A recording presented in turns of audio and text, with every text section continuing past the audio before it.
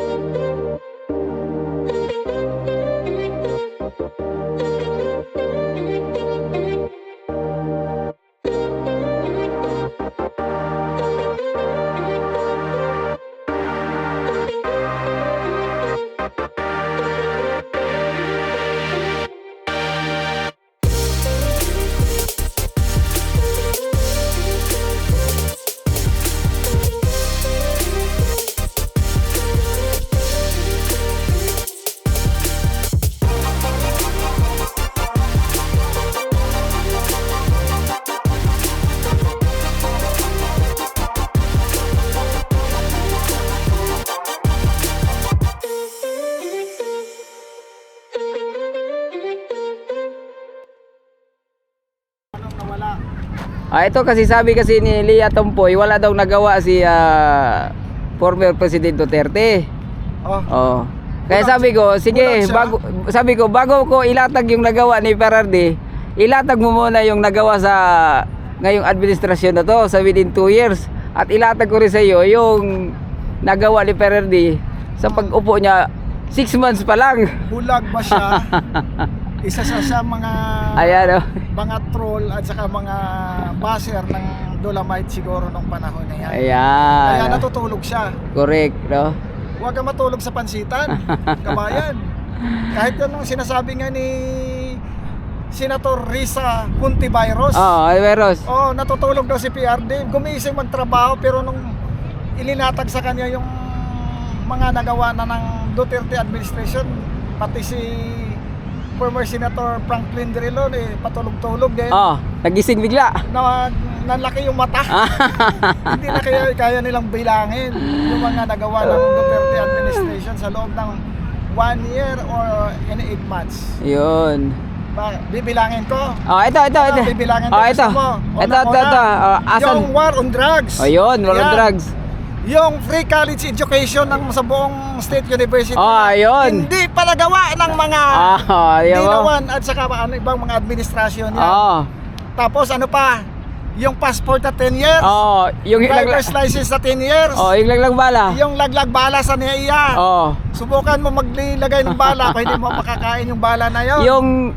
Yung handler sa airport na tinanggal dahil sa puro sa pagnanakaw. Tapos yung police PNP salary increase. Mayroon ba siya ganun? Mayroon ba kayo ng ganyan? Mga baser, kailangan humanda kayo sa pagdebate natin. Kung gusto mo magdebate tayo dito sa Manila Bay, pumunta ka. Bilangan tayo. Lia Tumpoy. Bilangan tayo ng performance ng ating presidente at saka ni Presidente Kuting. Ayoko na magsabi na ako Kuting na lang. Tapos yung panggigipit nyo pa, curtailment ng press freedom under ng Bill of Rights. Mandated ng konstitusyon natin. Kaya gusto ninyong lurayin ang konstitusyon natin. Gusto ninyong baguhin. Yan. Ang hindi pwedeng mangyayari yan na magiging parlamentaryo ang ating gobyerno. Sabi ko nga kahapon sa Maisog Rally, total binagbabalan tayo. Doon tayo sa Liwasang Bonifacio. Debate. Debate. Lia Tumpoy, debate. Yun, Freedom Park. Wala ka may ito. May permit man o wala. Pwede ka doon magsisigaw. Ito sabi ni Lia, one-sided lang. Anong one-sided? Ilatag kaya nga ilatag niya di ba? Ilatag mo nga yung gusto mo. Ano bang nagawa? Puro ka lang kasi. Nakaready ka mang batigos pero wala kang bala. Kami mga defender ng Maisog, may bala kami, alam namin kung sagutin. Hinahanap niya yung Jordan pala. Yung prinsipe ng Jordan, yung kanyang kapatid dating UN. Di ba? Galit siya kay Duterte. Galit siya kay Duterte. Bakit nagregalo sila ng Cobra helicopter? Cobra. Hinahanap ngayon ng Lia Tumpoy. Asan daw yung Cobra helicopter? Dito sa bulsa mo. Alangan dadalhin ni Duterte yan. Nando sa Air Force. Siguro Mas talaga to. Bakit hanapin mo kay Duterte? Ay binigay na yan sa Air Force. Di na pwedeng dalhin ni Duterte yun. Ayan. Ano pa Lia Tumpoy? Ungas ka talaga hanapin. Si Duterte ang nagbago sa konstitusyon. Walang niribay si Duterte, tanga.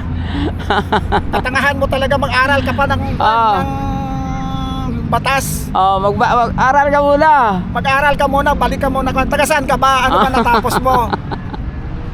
Bintang kayo ng bintang Nagkaroon lang yun ng parang ginawa kasi ni Perdi bago siya tumakbo. Yung konsultasyon lang about yung constitution na tawag nun? Federal.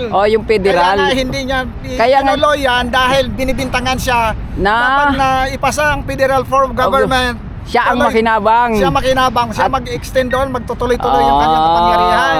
Kaya hindi niya pinatuloy yung federal form of government. Mas maigi naman yung federal form of government kaysa parlamentaryo mo.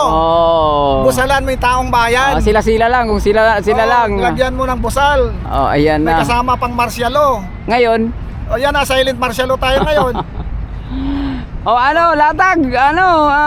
Mama, Ate Ezra, bigyan lang shoutout. Wala talaga ikaw, latag.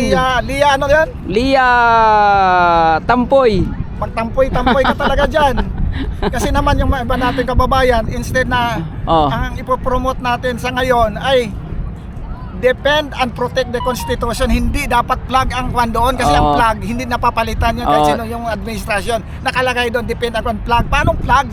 Dapat hindi yun ang plug Hindi, Constitution kasi yung Constitution Constitution ang nababago. Kasi yun ang dapat baguhin. Luray nila yung Constitution. Gusto nilang palitan ng parlamentaryo. Parang noon, nung panahon ni late President Marcos Sr. 1935 Constitution, binago niya. pinalitan ng 1977 Constitution. Mag-research ka kasi, Lia Tumpoy, bago ka mag-criticize.